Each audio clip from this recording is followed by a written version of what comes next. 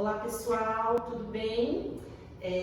Vamos retomar aqui os nossos bate-papos, agora iniciando aí o ano de 2020.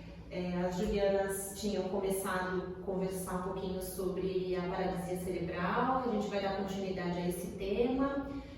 As meninas conversaram um pouco sobre fatores de risco, as causas, né, como é que isso acaba acontecendo, né, dando continuidade lá no assunto que a gente começou da prematuridade. Uma coisa vem caminhando aí junto com a outra. Então a ideia é a gente conversar sobre isso hoje, falar um pouquinho mais sobre a paralisia cerebral. É fácil falar, né, sobre a PC, porque a gente acaba tendo maior contato, né, é o maior número de pacientes que aparecem pra gente na população pediátrica acaba sendo a paralisia cerebral. Então é uma coisa que a gente lida assim todo dia. Então é um pouco mais tranquilo, mas a gente vai tentar falar de uma forma bem clara e leve para a gente poder organizar os assuntos. Eu sempre fico pensando assim, quando a gente fala para quem atende em consultório em fisioneuropediátrica, o que mais a gente vê no ambulatório, e a minha experiência, é o paciente com paralisia cerebral. A gente sabe que existem diversas doenças neurológicas, com um impacto também muito importante, um impacto funcional muito importante, mas o que a gente vê quase todos os dias no consultório, no atendimento, no ambulatório, é a criança com paralisia cerebral, e é muito importante para o profissional que trabalha com fisioneuropediátrica ou com reabilitação neuropediátrica entender um pouquinho como essas crianças funcionam, quais são as suas dificuldades, quais são as alterações motoras que ela apresenta, já que a gente está falando de um transtorno, de um distúrbio do movimento e da postura. Só para relembrar, porque quando a gente pensa em PC, às vezes as pessoas se confundem um pouco com os aspectos cognitivos. Não que uma criança com paralisia cerebral não tenha também alterações cognitivas, mas a gente está aqui destacando que o termo paralisia cerebral se relaciona com movimento e postura, alteração, desordem no movimento e da postura. Então a gente vê realmente com muita frequência no ambulatório. E por que a gente vê com essa frequência? Porque a prevalência é alta. Então a gente está num país que é subdesenvolvido e a gente tem uma frequência de aproximadamente 7 a cada 1000 nascidos vivos com paralisia cerebral em países subdesenvolvidos. Em países desenvolvidos a gente trabalha com estimativas, com prevalências menores, de 1,5 a 2,5 a cada 1000 nascidos vivos. Aqui no Brasil não, isso sobe bastante. Então a gente, de acordo com o estudo do Lianza, que é o professor Sérgio Lianza, a gente tem aproximadamente 30.000 a 40.000 novos casos de PC todos os anos. E isso impacta em toda a rede de suporte, né? Todos os profissionais, todos os familiares que estão ali envolvidos no cuidado. E aí, se a gente for pensar um pouquinho nos assuntos que a gente já conversou, né, a gente até consegue entender por que essa prevalência é alta. Nascimento de prematuro, a gente já conversou sobre o bebê de risco, né, todas as condições pré, peri, pós-natais, né, que podem acarretar esse tipo de alteração, né, de acometimento. E aí eu acho que é importante porque as meninas já falaram da PC, que a gente sabe que não é uma patologia progressiva, né, isso pensando na lesão neurológica lá cerebral, mas as sequelas motoras complicam durante a vida, né, então por isso que é um paciente que frequentemente está no centro de reabilitação, né? Porque a criança vai crescendo e essas necessidades vão se modificando, né? Então as complicações vão mudando de lugar, então aí o atendimento para a criança vai variando. Então você pode ter quadros com a mesma denominação, que a gente vai falar um pouquinho da classificação dessas crianças, mas cada criança é de um jeito, né? Você não pega um PC igual ao outro, que você consiga atender da mesma forma. Então as necessidades são realmente muito individuais. Por isso que é tão importante esse olhar individualizado e esse projeto terapêutico para o paciente, para qualquer paciente, eu acho que de outras doenças, esse atendimento individualizado é um projeto individualizado.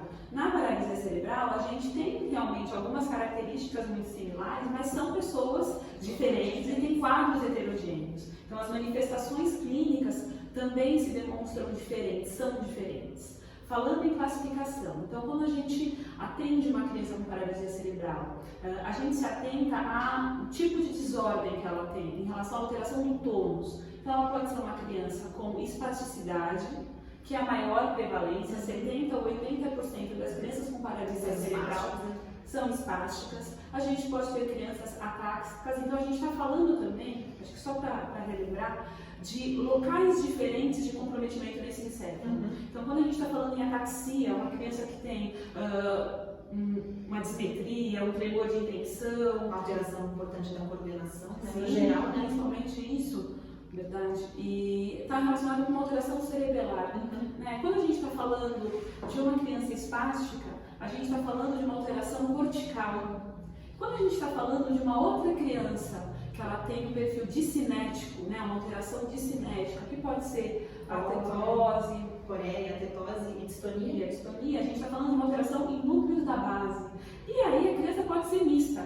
Ela pode ter espasticidade, ela pode também ter uma alteração relacionada com uma coriotetose, ou com uma tetose, ou com uma distonia, ou ela pode ser atáxica.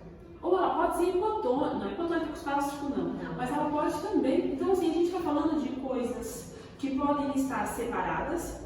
Pode ser que uma criança seja realmente somente espástica, mas tem vários casos em que a gente tem quadros mistos, em que o paciente tem uma alteração cerebelar e ele também tem uma alteração cortical, porque essa lesão ela não é específica no local, muitas vezes ela é difusa, muitas vezes esse encéfalo foi lesionado em vários pontos e isso interfere na funcionalidade, no quadro clínico, no prognóstico. Então é uma forma de classificação também da paralisia cerebral em relação ao tônus, a alteração tônica.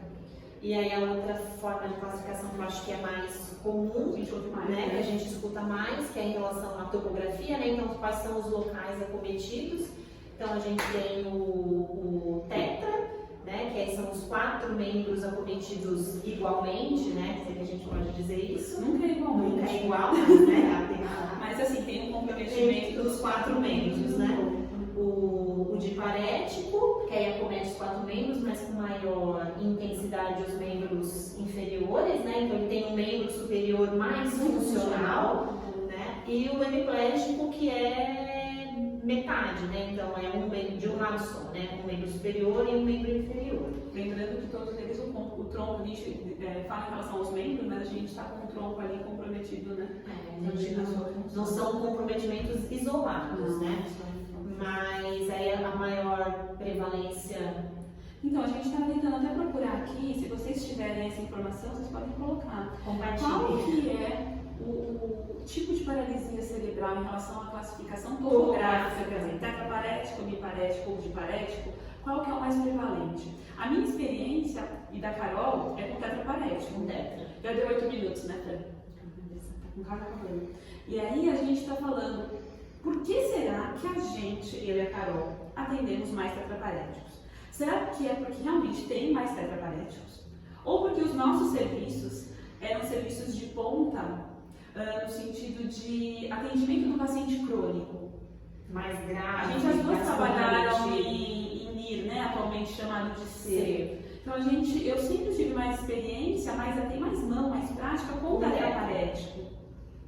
E talvez seja por essa prevalência ser maior, eu não achei esse dado, se vocês estiverem na literatura eu não encontrei, ou porque seja uma realidade do serviço que nós trabalhávamos, que era relacionado com o paciente crônico. Em menor quantidade, o N, né? Ele parece que eu atendi uma quantidade menor. De parético, já atendi. Tinha um pouco mais, para a alteração de marcha, só dispositivo. Para a gente tentar falar um pouquinho de cada quadro, de cada tipo, né? Em relação à topografia, o tetraparético é aquele paciente que é facilmente diagnosticado, é mais rapidamente diagnosticado. É mais visível, né, a alteração. É uma criança muito comprometida, desde bebezinho. Então a gente consegue avaliar, por meio dos instrumentos de avaliação, por uma observação clínica não estruturada, de acordo com a prática do fisioterapeuta, do profissional de saúde, a gente consegue observar alguma alteração de tônus, um polegar empalmado, um reflexo persistente, um reflexo primitivo que já era para ter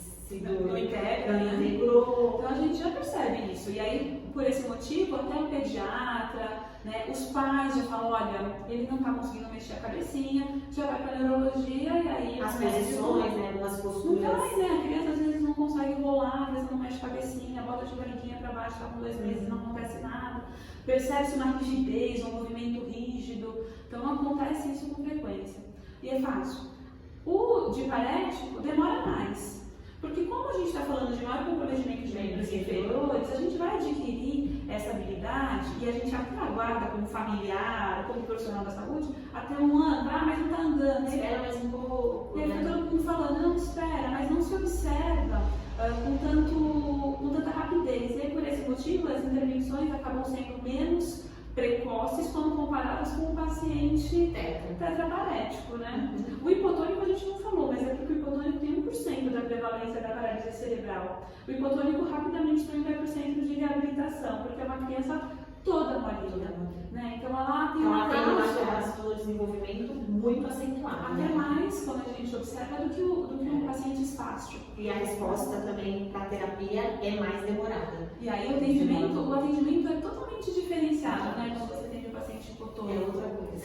E o hemiparético. Aí o hemiparético também acaba indo logo para o centro de reabilitação, porque um lado do corpo, o hemicorpo dele é muito diferente do outro, né? Então a criança está sempre olhando para um lado, não mexe o bracinho. Linha média, que a gente está com uns 3 meses pensando que a criança está começando a pegar as coisinhas em linha média, a mãe e o pai já observam, né? Ou quem está ali prestando os cuidados para essa criança, que a criança vai tentar pegar só com um lado. O outro lado fica negligenciado. Parado. Então às vezes a gente, quando chega para a gente, olha, não está olhando, será que é porque eu deixei o berço? Minha mãe me eu deixei o berço. Vamos trocar? E não vai, não, porque realmente não é isso. Tem uma alteração motora, realmente uma desordem em relação a uma lesão que é mais alta, que está ali no encéfalo que está em desenvolvimento, né?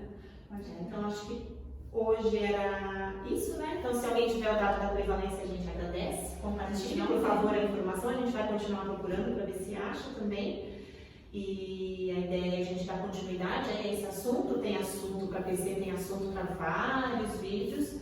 E a gente vai conversando aí ao longo das semanas. Ou do mês. Ou do próximo mês, depois do carnaval. Bom, então a gente espera vocês. Comentem, dê opinião. Bom, e é muito legal a gente poder estar batendo papo de novo e acabar voltar da Europa.